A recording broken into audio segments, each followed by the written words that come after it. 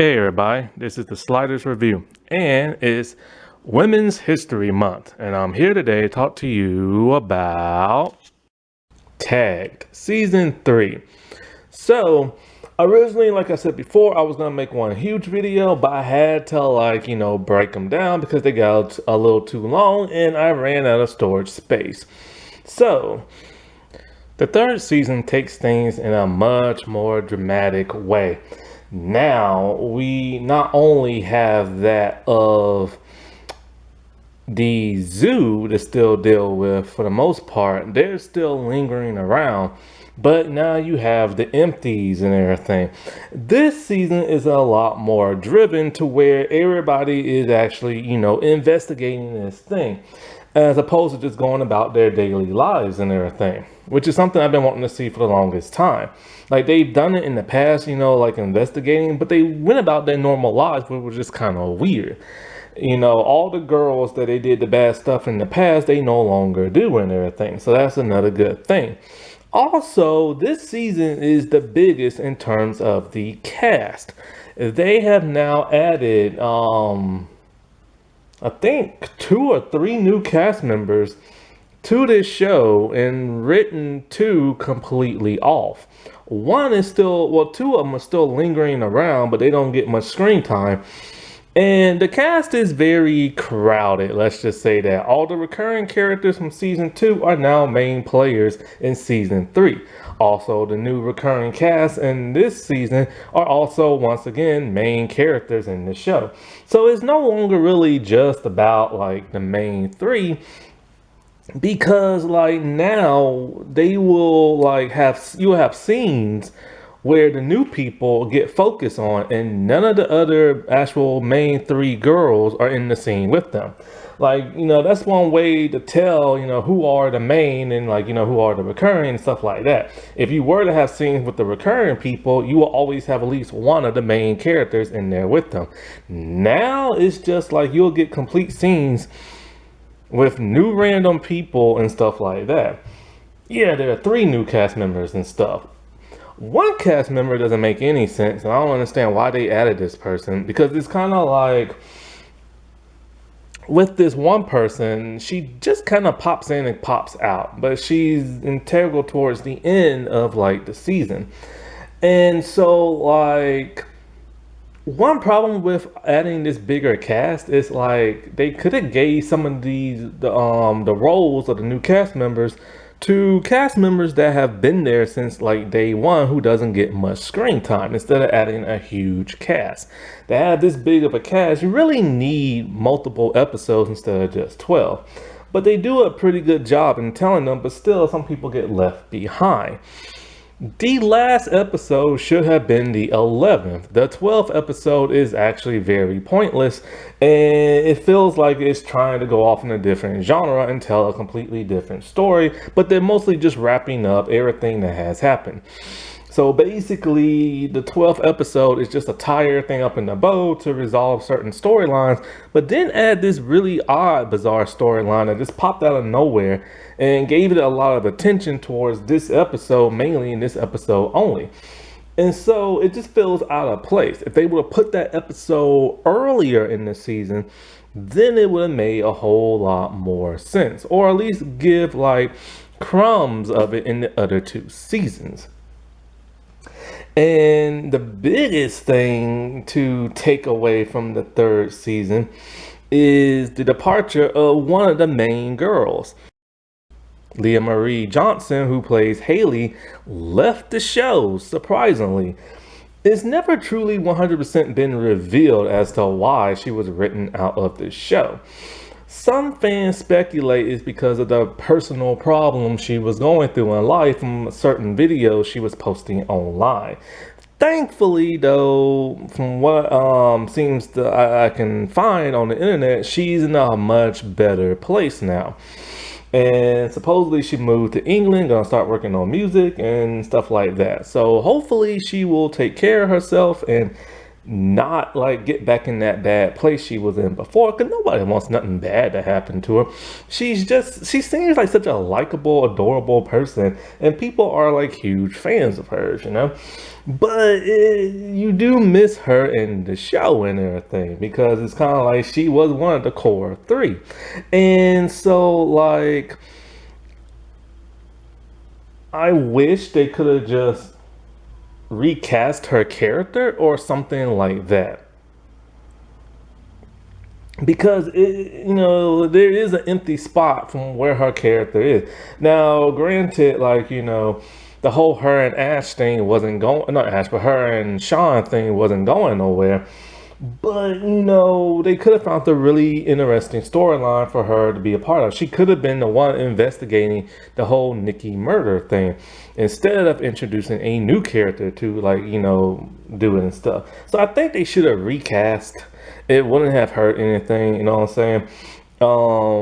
Because it's just weird it being like a twosome now, like a duo, and the duo is split off investigating this stuff with now other characters and everything. Not only are the girls gonna have to deal with Mr. Cobra, King Cobra, who is Zoe, but now there's a new cyber terrorist by the name of Mr. Empty, who's working with the Cobra and also has a group of followers known as the Empties. One of our new characters is Jaw. She is a cheerleader and our first LGBT character to be confirmed in the series. There's actually two more, but we'll find out about those a little bit later. They've been there since season 1, but nobody never knew that. And so, like, she's a brand new character who knows Nikki. And I can't pronounce her first name, but she's Bobo Stewart's sister. And so, her character is very mysterious and everything. And she's an all-around nice girl with a little bit of an attitude to her. And so when Nikki's cousin is investigating stuff, she first befriends that of Jaw, until Nikki's cousin starts stealing things like her phone and her laptop and stuff like that.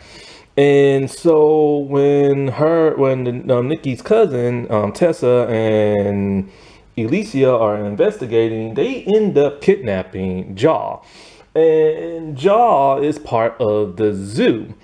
So Jaw, she's being blackmailed by Cobra King and also Mr. Empty, a brand new cyber terrorist and everything. So there's two the girls have to deal with. And so Cobra King has been, like, blackmailing Jaw. Why? Because of a video that Nikki took. And the video is what caused Monkey King to blackmail Nikki, and now is being used to blackmail Jaw. So she has to dress up in the zoo mask and everything, and she is the one who turned off the power when Haley was in the elevator. And she revealed that, like, when she found out what the others did with the whole smoke bomb thing, she's the one who got the smoke bomb out of there and rescued Haley and everything from suffocating. And so also when a member of the zoo attacked that Tessa in a really bad way, she is the one who pulled her out of the pool so she wouldn't drown and everything. And so it turns out she's not really bad. It's just she does things because she's blackmailed. But still, she's doing bad stuff, like all these zoo members are and stuff. So she kind of just tells them all she knows, but she doesn't know that much. Her big secret is that she is a closeted lesbian. And in the video, she was making out big time with this one girl. It's one of the rare times you'll see a black person on the show, but then the girl she's making out with is black. In fact, Jaw hangs out with a lot of black folks because she is a dancer, and a very good one at that. And so, like, she was getting down in that video. And so, of course, being Cobra King, well, technically, and also Mr. Empty and everything, they decided that, They're gonna release the video to everybody in school. This devastates her, and she runs out of the cafeteria, scared and afraid, because she doesn't want nobody to know, especially her mom, which causes Tessa to run after her and be like, look, man, we don't know each other well, but I got you and everything. Like, I'm here for you. These two stir up a relationship and everything and become our very first LGBT couple in the show. Jaw is like the page of the show. Tessa is a brand new character, and she's played by Hannah Hayes, who is the voice of the one girl from the Last of Us video game, the one that's like immune to everything. And so her role in this is investigating the death of her cousin Nikki. Tessa is interesting because there's a lot of focus on her. But what I say is interesting is the way they portray her not getting over her cousin's death.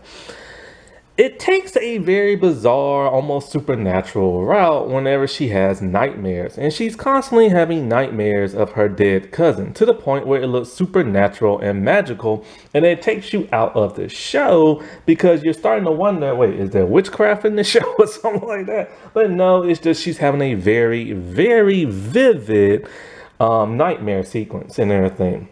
And she's constantly playing like her cousin's voicemail just so she can hear her cousin's voice. She loves her cousin to death, which is something very similar to Zoe, who loved her cousin Dunbar to death. And she will do at nothing to find out, who murdered her cousin or whatever.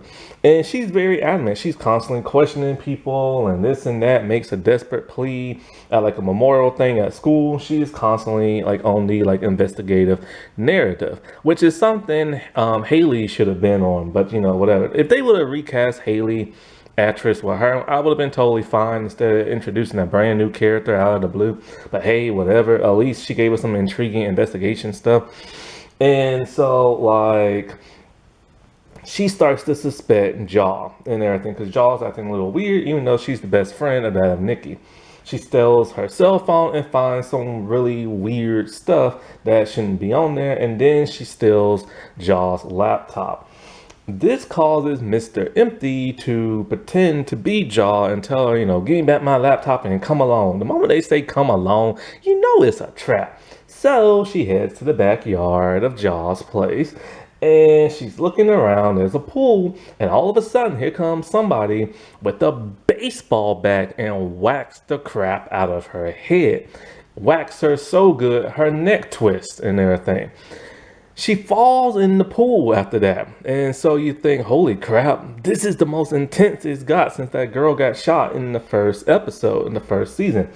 But no, it seems that Tessa has more plot armor than that of anybody in the Scream movies. Somehow, even though her head twisted around, and you see it twist, and her drowning and everything, and she's been down there for a good long while, she survives because Jaw saved her. Jaw wasn't telling her the complete truth and decides to tell her what went on about with Nikki and the video of Nikki killing that Alicia's parents in that fire. She said that she saw a guy there. That guy was Sean. Sean is part of the Empties. And so when they she confronts Sean about it, he tells her straight up, like, what happened. And he didn't harm her, but basically she wrote her suicide note and she took her own life. At least that's what I'm pretty sure what he said. 'Cause I don't think nobody actually murdered her. It's just she felt so guilty, she finally took her own life. And so, of course, Tessa wants to know who is the cult of people that caused her to blackmail her and like all this other stuff, Tessa is kind of like the Emily of the show. Might as well talk about him since I mentioned his name, Sean. Once again, he kind of just pops in and pops out. But he is an empty, and he even gets questioned by the duo and everything. And he doesn't want to say why he was there or why he was an empty. It turns out he's not actually bad. He's working for Brandon. Brandon has taken it on his own to figure out who the Cobra King is, who took over the mantle, who caused the whole zoo thing and all this other stuff. So they're infiltrating and everything.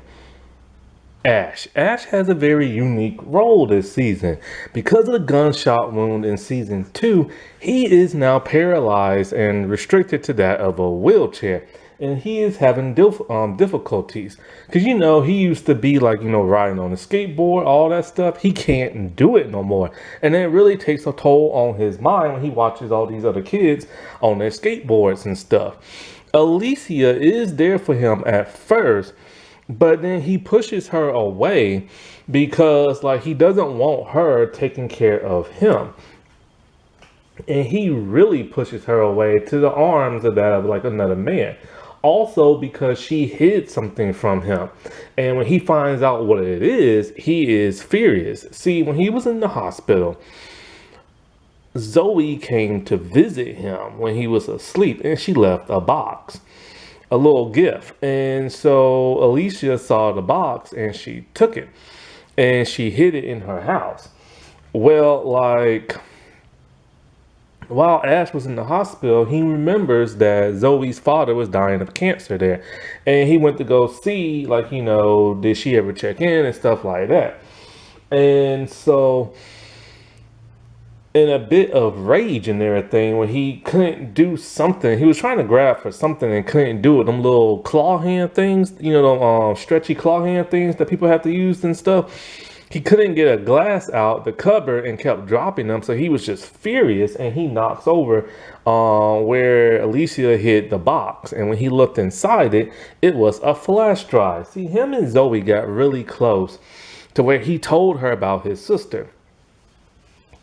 Zoe actually did care for Ash, and she used her computer know-how stuff to find his sister and where she was living at. So he was pissed at Alicia for that, for hiding that. And so after talking to Jake and everything, he goes to the school where his sister is at. I think her name is Olive or something like that. And he's very nervous to meet her. So he's just, hanging by. And he sees that there are a bunch of kids picking on her and throwing her book bag down and everything. She's constantly getting bullied. He doesn't really do nothing because he's in shock. And then he goes over to try to help her, but he can't because he's in the wheelchair. And he's just really beside himself. And you can't help but feel sorry for this dude because later it's found out he got shot out of jealousy and everything. Because the bullet was never meant for Alicia. It was always meant for him. And so he's just like in a really bad shape. And the fact that he pushed Alicia away into like, Stinger's arms and everything is even worse. And so when him and everybody else go to like save the girls at the end, and when Zoe is caught, she tells Ash that I lied. That's not your sister, just some random girl I found on the internet. It turns out at the end because there's this new girl in the show called Allison, and she is truly pointless in the show. There's really no point having her in the show. She pops in and she pops out. She's basically another runaway homeless girl. Like, all these teenagers are runaway homeless people, man. And of course, she's working for the zoo. They make her do stuff. She doesn't want to do it.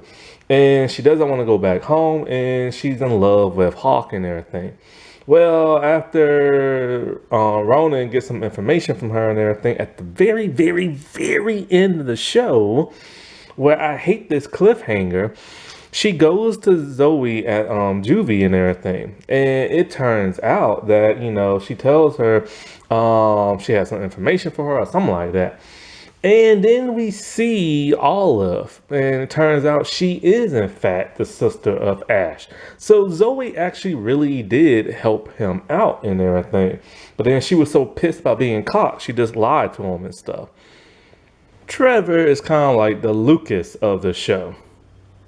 Trevor and Rowan, however, do make up because, and start to be nice to each other because, Rowan goes to him and be all like, my mom wasn't the only person that hurt your family, it hurt hers too.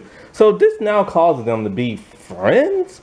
You mean to tell me after all these years he's been that pissed at her And now all of a sudden, just by saying that, like they're buddies now, and that's why I say about the writing can get a little clunky at times, because it's just like people forgive each other like at a drop of like a hat on the show. Trevor is completely and utterly different this complete season around. So now that him and Rowan have like made up and everything after season 2, in season 3 he's heading home and he noticed Rowan is in his new neighborhood. And he tells her, "Oh, I didn't know you lived in this neighborhood. I just moved here and stuff. My dad want me to check out the house." And she's like, "Oh yeah, like my mom just got a house over here." Because now Rowan, for whatever reason, living with her mom. I assume it's because the dad is no longer really in the show and he only appears in one episode in both season 2 and 3. But we don't even really get to see her mom that much. So I don't know really what's the point of doing that. So she's like, "Yeah, my mom got a house in this neighborhood too." You can probably guess where this is going. So when they both arrive at the same house and realize that, hey, we're both living in the same house, they see their mom or she sees her mom, he sees his dad, and they're all like, "Guess what? We have some news for y'all." They eloped, got married, and now Trevor and Rowan are brother and sister, well, step. This is so weird because he used to be her like arch enemy and everything. But after knowing this, you think in a normal television show there'll be some conflict between you two, right?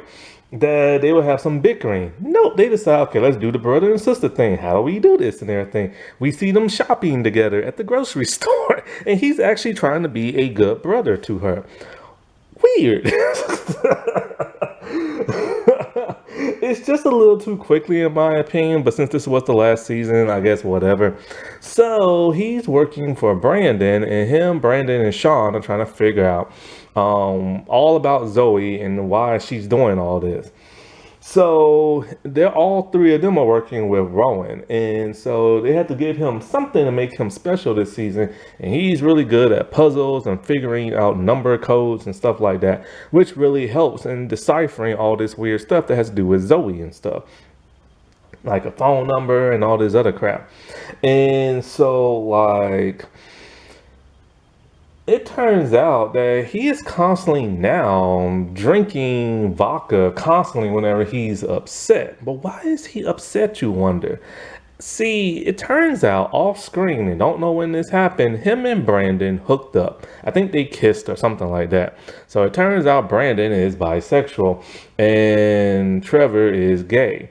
And so there are second and third like LGBT character in the show. Well, third and fourth, that is. But a second couple-ish type thing. And so it really pains him to see Brandon constantly hanging out with his now stepsister and knowing that they kissed and made out and stuff like that. And Brandon doesn't really want to talk about it, and he just acts like his jerk himself when he talks and everything. And it's really confusing to that of Trevor. He thought that kiss meant something, but apparently it didn't. So it sends him over the deep edge. To where I talked about before, the season finale episode takes a weird twist after everything's wrapped up in a nice little bow. He's talking to Rowan and she can see something's wrong with him. He goes into the bathroom, not answering her, and she knocks open the door to see him about to chug a bunch of pills because he just can't take it. And then he has a nervous breakdown in her arms and she's all like, "I got you," and everything.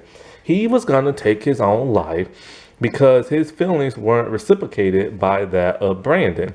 And it really hurts him to see that now Brandon is kind of like dating Rowan when he's in love with Brandon and had always been in love with him and stuff. And it was just an odd, not necessarily an odd reveal, but an odd twist for like an ending. Because it should have been in the middle of like the season and stuff. It's just weird how because everything's just weird pacing at the end of the very last episode. So Brandon starts off in juvie and everything. And so he's calling like Sean, having Sean follow Zoe and keeping an eye on the duo and everything. And so They tell him, Zoe's, like the Cobra King, and so he needs more information. They found out like they can't find nothing on Zoe. It's like she doesn't exist. But then they was able to find out she went to a prep school for some bizarre reason. And so like he knows one of this guy in juvie went to school with her. So he starts asking, hey, do you know her? And the guys are like, why you want to know and stuff. And he doesn't really want to say. And so the dude who's black ends up beating the snot out of him, talking about Zoe's boyfriend. I don't want you asking no questions and all this other crap. The one and only time we get a black male character in the show who has a speaking line has to be the person who beat somebody up and literally beat the snot rockets out of him. Because like I said before, there are no black people in this show. There's him, there's the black nurse who attended to Ash, and then there's the black kids who are dancing. So because of this and he served his time, he gets out of juvie. His dad is still a jerk and everything, and his dad's going to send him off to military school. And so in a couple of days or weeks, he's got to go to military school, so he has to hurry up and try to find out, all about Zoe and stuff. They head to Zoe's former school, and it turns out Zoe gets around with men. Tons of men. Basically, it's revealed multiple times that she is a floozy and she just sleeps around with tons of men. And so after, trying to help the girls out, this and that, what's his name? Mr. Empty ends up kidnapping him and putting him in the freezer. I thought he would have died being frozen, but no, he's alive.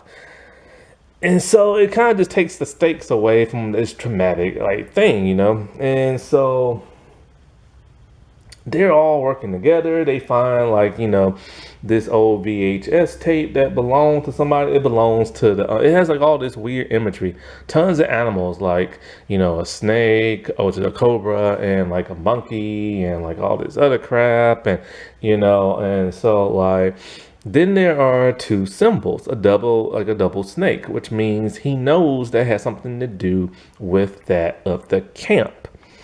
And so I'll get into him later on when I get into Zoe. But after a while, Ronan literally tells him that, yeah, I'm the one who planted all that information and got you sent to juvie. He's pissed at her at first, but then later on he wants to help her because now he's in love. Hawk. Hawk is the tutor that was the tutor of Haley in season 2. He's in season 3. And he's actually the only real innocent person in the entire series. He has nothing to do with the zoo or nothing like that. But he knows people who was part of the zoo and all this other crap. Allison is his former fling, and she wanted to stay at his place to hide out and everything. Turns out that Zoe had a crush on him a long time ago, and she tried to get with him, but he never wanted to get with her and stuff. And so Zoe ends up kidnapping him and everything and just all this other crap. And it turns out he actually went to camp with Dunbar and the others. Tons of people, in fact, went to camp. Trevor, Sean, Brandon, Nikki, tons of people. So the camp has some significance to this whole Dunbar situation. And that's how Zoe knows a lot of them and stuff. So he's rescued, by the way. Jake pops in and out this season, shows up in the beginning, shows up towards the middle, and shows up at the end. He's back to help take care of his sister and to take care of Sean. And so, he's not a cop yet, because it's never revealed, and he's not wearing a uniform. I guess he's still in training. And because this season takes place directly after season 2. So he's still in training. He comes back, him and Rowan still like each other, but he finds out she has a boyfriend making out with Brandon outside as he's looking through the window. And then that's when she tells him that, I set you up last season. This really hurts him, but he realized, hey, you're young and everything. I'm older than you. This probably shouldn't happen. So then you're like, okay, he finally has learned his lesson, but then they had to write this nasty crap in. When you turn 18 and graduate and you're single, hey, look me up. I'm like, no. No. Why did they have to? Oh my God. I'm so sick of teen dramas doing this crap, man. It's disgusting. It's worse than Ashton Kutcher talking about, boy, that Hilary Duff and those Olsen twins counting down until they turn 18. That's so disgusting. And I lived through that crap, man, when both girls turned 18 and there was all these nasty guys on the internet talking about, ooh, can't wait until they turn adults and everything. Because I'm only probably like a decade younger than both or something like that, or at least a couple of years than that of Hillary and stuff. So it was really disgusting to see people, and I'm not joking, they was literally on the internet counting down the seconds until they turned 18. People are nasty. Stinger. Oh boy, gotta get into Stinger this season. I did not see this coming. So he's helping out the girls like he always does, right? And he's doing his computer hacking stuff. And so I noticed there's something odd in his room because the camera panned on that for a while, but I didn't really know the significance of it. Well, anyways, as the girls and everybody else is looking for Zoe, he shows them that Zoe is dead. He shows a picture of her that was found in her place. Neck is slit. She looked like a zombie corpse because she's been there for a couple of days. Nobody could find her. And the girls were weirded out because Alicia's all like, we was just in her place and they didn't see nothing. So anyways, so he's helping them out. And when Ash pushes Alicia away, she goes into the arm of Stinger because she just likes him and everything. And they make out and everything like that. And so him and her break into that of Hawk's place because they know that Hawk text Haley about coming to this one place, and then of course the elevator and the smoke and stuff like that. So they search his place, and there they find a drawing of Haley. It's drawn a certain way, and then they find a drawing of that of Zoe, the exact drawings type style. So they know somehow he knows Zoe. So after a while, what is it? Alicia and no, not Alicia, but what's her name? Rowan was just walking around at night, and some random black girl shows up and oh, so sorry, it's me. I've been out of town and everything. And she's like, who the heck are you? And how the heck did she even find Rowan? She's all like, your sister Bree told me to check up on you and stuff like that, and to help you with your computer stuff. The black girl is the real Stinger. Turns out the fake Stinger is a man named Lance. And so when they were all investigating this stuff, they found the name Lance. The new duo, the new team of the guys and Rowan. And so it turns out Lance is Zoe's boyfriend, or at least one of them and everything. And he's the one who shot Ash because he was jealous of Ash making out with Zoe. But that's not all who he is. He's also Mr. Empty, and all the empties are his cult. So as Rowan and Alicia, they all investigating Mr. Empty, he literally told the guy, stop looking for Mr. Empty and all this other stuff, or stop looking for Lance or whatever. And so it turns out Mr. Empty likes to do taxidermy. And when they went into a place that was kind of owned by him. And so that thing that was weird in his room, it was actually a stuffed otter or something like that. And this was really scary because Alicia was in the room with him by herself. See, she went back to where Ash got shot and found this weird shaped key. She's been sticking it in everything, trying to see what it unlocks. When she's there at Mr. Empty's place, she's gonna play chess with him, but then she knocked over the pieces. When she pulled back the thing, she realized it's a weird trunk, and the trunk had the two snakes on it. And that's the symbol, of course, of the camp. And then it had a weird key slot. She puts it in. It's all these weapons, knives, guns, everything. And so then he looks at her and is all like, well, I guess you know my little secret now.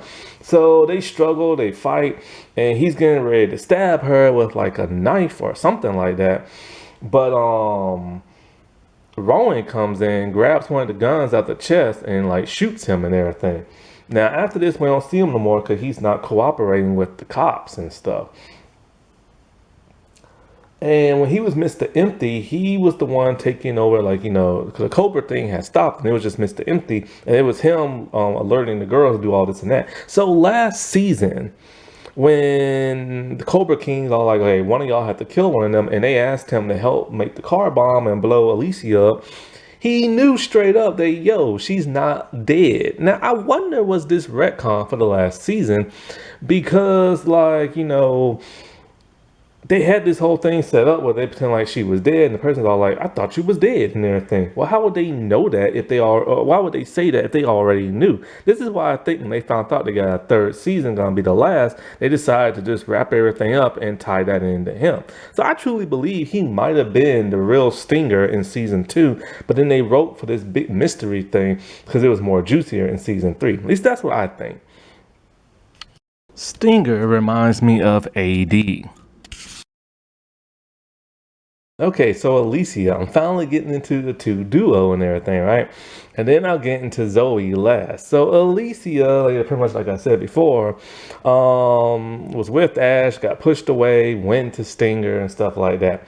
Her biggest problem this season why she can't go to the cops is because her brother's revolver is missing. And remember, she was going to use it to kill Nikki with. So, of course, Mr. Empty and everything instructs her to bury something outside, like, underneath, like, this hung bunny and everything, like a bunny rabbit, stuffed animal. And they tell her not to look inside the bag, but she does it anyway. It's the revolver. So somehow they got their hands on it still, so she's like, crap, dude, like, what am I going to do? But she has no choice. She has to bury it, or a lot of stuff is going to get leaked that she doesn't want to get leaked, or some people are going to get hurt. So she buries it, and of course they record her burying a weapon and everything. So now she is totally screwed and cannot go to the police because the weapon that was used to shoot, like, Ash and everything was in her hands, has her prints on it. And not only that, but every time they keep going to these people's houses, breaking in, her and Rowan, they don't never use gloves, and then their prints are everywhere. So they're going to go to jail for a long time if she doesn't do what these people want. So she is terrified this season and stuff. And then, so, like, she tells Rowan, and they go back there the next morning. Somebody dug it up. Well, of course, Mr. Empty, Lance, the fake Stinger dude, he took it. And so when those two broke into Hawk's place, they're looking around at night, and he planted the gun in Hawk's, like, apartment. And Alicia didn't even know it and stuff. So eventually her and Ash, after all this is like all said and done, they make back up, and he proposes to her and stuff. Which, those two dudes deserve a nice, happy ending because they had probably one of the best relationships ever. They started off as like people who do bad things, but then later they turned their lives around, Rowan this season, like I said before, she's working with the guys. She has a relationship with Brandon, and now she's friends with that Trevor. And so, like, crap, what does she do this season other than that? Well, that's actually basically it. Oh, she chops her hair off for some bizarre reason in the first episode. I don't know if somebody was picking on her or said something to her that pissed her off, but she had some type of woman empowerment moment and just chopped her hair off. So now she has a new hairstyle. And with this new hairstyle, she's dressing differently now. She's dressing more like posh and everything. Like, from besides the way she used to dress and everything. And so, like, her and the guys, they realized something because Ash, somebody left Zoe something in the hospital when her dad was there. It was like a poem phrase from a book. So after doing some investigating, they find the book, the page that's ripped out, who had the book last, and there was some guy named Lance. So that's how she knew about like the Stinger dude, real name, and all this other crap. And so um, what is it? So, that's basically her wrapped up. She's just investigating this whole Emily thing because Emily befriended her in season 2. She befriends, like, Nikki in season 2 and all this other stuff. And so they're just like, she's just like part of the investigation, trying to figure all this out so she can have a normal life. And so now we get to that of Zoe. Zoe is like our CC Drake of the show. She's all about that revenge on a family member. Her and Dunbar was very, very close. Because they're family and stuff. She would do anything for him. Well, we get a flashback to Dunbar, the night of the party where he took his life and the events that led to it. We see him earlier that day, and they try to make him sympathetic. Basically, they always try to make him sympathetic, but he still did a terrible thing. So basically what it is that he lives alone with his mom. Don't know where his dad is. They live in kind of like, this rundown type house. She's like very ill and he has to take care of her. He has to fix her food every day and he has to fix her medicine. And all she wants to do is be a couch potato and watch TV and have him sit down next to her and watch TV. Old people stuff from back in the day. But then, he tells her about this party and everything and stuff. She's like, we'll go and hang out with your friends and everything. Have a good time. Because, she's all like, well, you got anything else to do? So he calls, of course, Rowan, and she blows him off again. This sets him over the edge, and he heads to the party. But not before he heads to Zoe's. And Lance is there, and what's his face? Hawk is there. And him and her are talking and everything, and she sees there's something wrong with him, but she can't quite figure out what it is. And so, like, he leaves for the party, and she decides she's gonna go.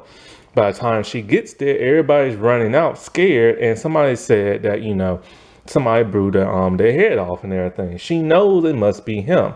And there she is just staring at the house, pissed off and enraged. And then, so this is when she went on her revenge plot and everything. She wanted to make everybody pay that hurt Dunbar and stuff. And so throughout the entire 3rd season, the first couple of episodes, before it's revealed she's pretend dead and everything, we don't see her, just the back of her. She's constantly going to like ballet classes, going here, going there to the hospital. And, the group is trying to follow her only for her to give them the slip and everything. And so like she even leads them to a room full of snakes one time. And so, like, then she's pretending to be dead. Once they figure out who Stinger is Mr. Empty and everything, they realize he must have lied about the whole Zoe being dead. So,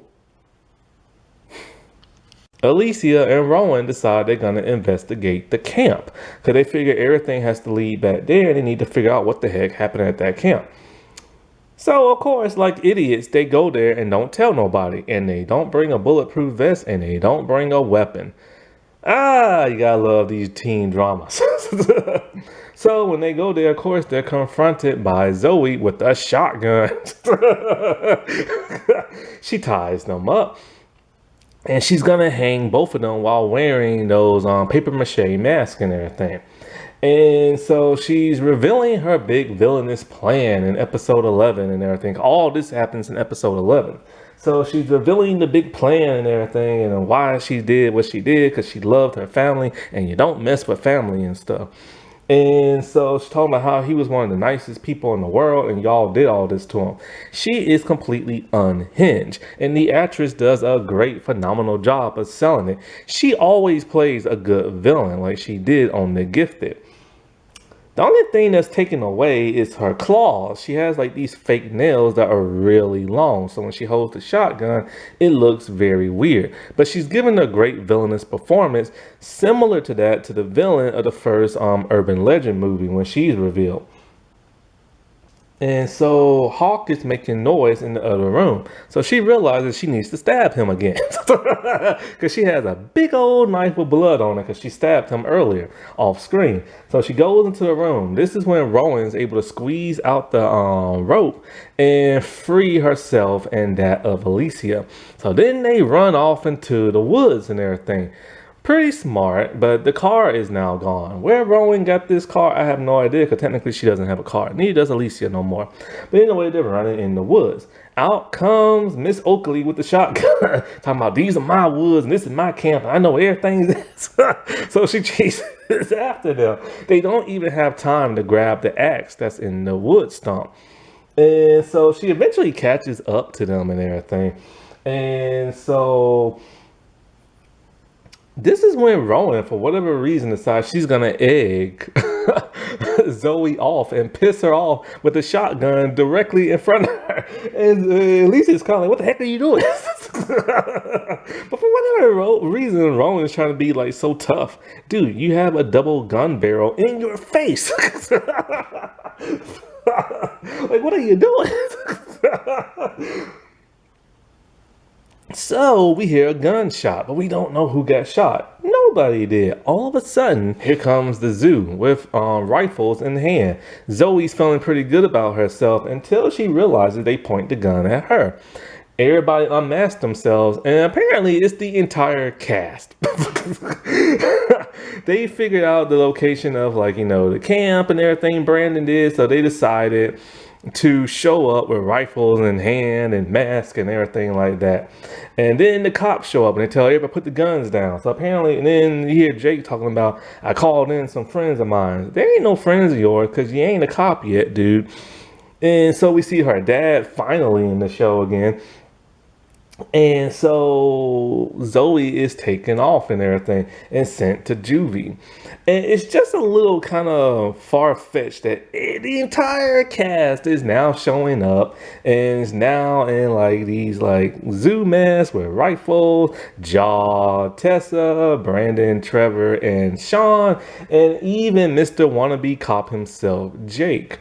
And it's just a little too far-fetched. And not one person tried to get revenge on Zoe and everything. And it's just like, why are they leaving all these bad people alive? Well, after that, I already told you some other stuff that happens, but everybody's story gets wrapped up in the boat, and we get a monologue from Nikki from behind the grave. She left a message and everything, and she leaves this big emotional thing. It's this big monologue. Everybody's like throwing balloons up in the air and everything. We, see the goodbye of Jake and Rowan, and all I could think about is, all these bad people got away with doing bad stuff. The zoo is still out there. Nobody has stopped them. The empties are still out there and nobody has stopped them. Brandon started a freaking cult by mistake. And so I can guess you can get away with that, but he coerced that of a boy who was trouble into stalking people and hurting them and stuff. He literally persuaded Dunbar to do that crap. Then you have who else was bad? Oh, Josh. She's bad. She was part of the zoo. She did a lot of bad stuff. But oh no, since she saved some people, I guess that's okay. Nah, man, these are bad people who did bad crap. They'd have to go to jail and everything. But they don't. They get to live out their lives being happy and starting new relationships and stuff like that. And not to mention, Jake dated a teenage girl, and he wants her to wait for him and everything. I don't get that. I don't understand the writing towards the end and everything. Like, seriously, everybody has their but these are not nice, good people and stuff. And so with this series, like I said before, it is good. It is edgy and it is dark, but it doesn't always go there. They always shy away from the really dark edginess and stuff, which kind of is a bummer. It makes the show feel just a tiny bit flat at times. It does suck that it is a Pretty Little Liars knockoff, but it's a good knockoff in my opinion. And sometimes it can be better than Pretty Little Liars. Sometimes Pretty Little Liars just drags out and gets really weird and crazy and stuff towards the middle and end of the series. I think Helen McPherson did like a really good job with this show. It has great location, visuals. Like in the third season, there's always these neon lights that just shine, and it just looks great and everything. But the script should have been a bit sharper. The dialogue should have been a bit sharper, and they really should have went there and had some stakes with some of these characters. Some of these people either needed to go to jail or die or something like that, because this story was getting really amped up, and it's weird that this is a show about being bullied and stuff like that.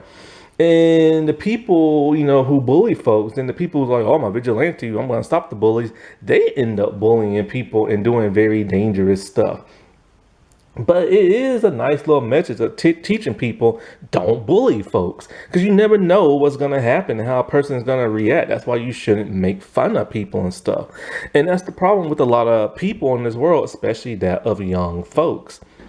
Happy Women's History Month, everybody. All right, well, I'll talk to you later. Bye.